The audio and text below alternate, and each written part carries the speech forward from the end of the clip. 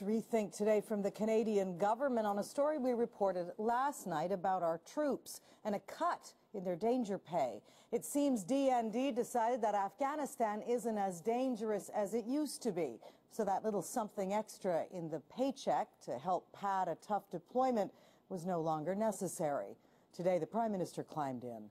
CTV's Ottawa Bureau Chief Robert Fife has that story.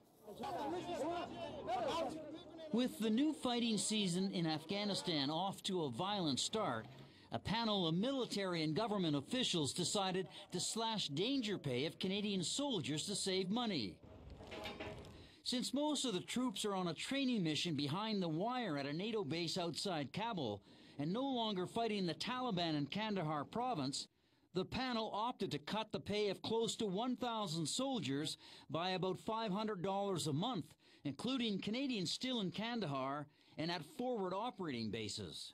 We as a government have concerns about this decision, and we'll be asking officials to review that decision. The government blames bureaucrats. These decisions are taken by the arm's length body that looks at risk and hardship. You don't make decisions like this without the minister knowing that this is going to affect the troops, going to affect the morale of the troops. Whoever's at fault, it's dumb and reckless, says Canada's former Veterans Ombudsman who commanded troops in Afghanistan. The Taliban will settle for nothing other than total defeat, where, we pack up and come home. So our guys are still a target. The Taliban hunt NATO soldiers who venture into Kabul. In 2011, Master Corporal Byron Greff was killed when an IED blew up a bus in the capital. The Taliban also recruit Afghan troops for suicide missions inside the wire.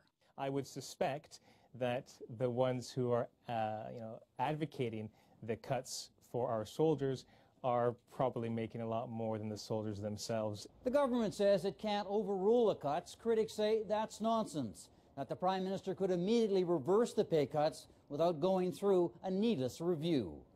Lisa. Okay, Bob Fife on the danger pay controversy.